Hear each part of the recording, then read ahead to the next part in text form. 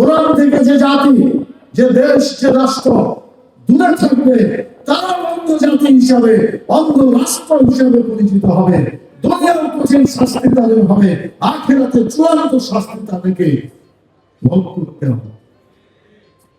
অতএব ইসলামী রাষ্ট্র যদি হতো, আমরা অনেক আশা করেছিলাম, আপনারা অনেক আশা করেছিলেন, হয়তো এবার সকল দলের দেখা শেষ, এবার ইসলামের বাংলাদেশ এই স্লোগান আমাদের ছিল, কি ছিল না?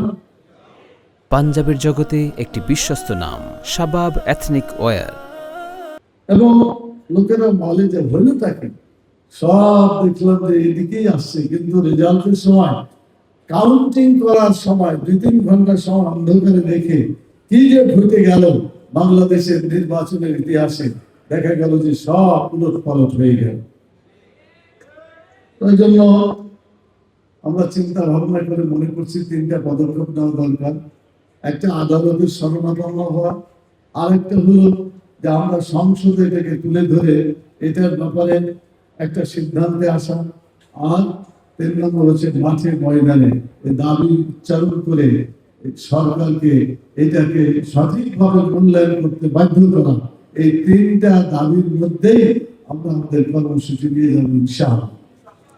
সম্মানিত ভাই বোনেরা, আসুন, সময় খুবই কম, তাহলে কি আমরা কোরআনকে বাধ্যতামূলক হিসেবে যদি আমরা করতে চাই, শিক্ষা ব্যবস্থার সিলেবাসে কোরআনকে রাখতে হবে। কি রাজি আছেন আপনারা? প্রাইমারিতে কোরআন শিখবেন, হাই স্কুলে যে 10 পড়ার অর্থ সহ কোরআন শিখবেন, কলেজে যে 8-10 পড়ার অর্থ সহ কোরআন শিখবেন, বিশ্ববিদ্যালয়ে যে 8-10 পড়ার কোরআন শিখবেন, 30 পড়ার কোরআন ছাত্র জীবনে শেষ হয়ে যাবে।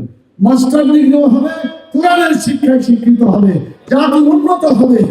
আজকে আমরা যেভাবে আছি, এই জাতিকে আমরা উন্নত করতে সক্ষম হব ইনশাআল্লাহ। এই দাবিকে আমরা সরকারের কাছে রাখতে চাই। আর যারা মুসলমান হিসেবে আমরা আছি, সবারই উচিত যে আমরা এই দেশে কোরআনের শাসন কায়েম করলেই দেশটা শান্তিতে থাকবে। আর আমরা তো মূল জিনিস চাই, 60-70 বছর জীবনে শান্তি শুধু চাই না, আমরা চাই অনন্ত জীবন, কোটি কোটি বছরের জীবন, আখিরাতের জীবনে আমরা শান্তি পেতে চাই।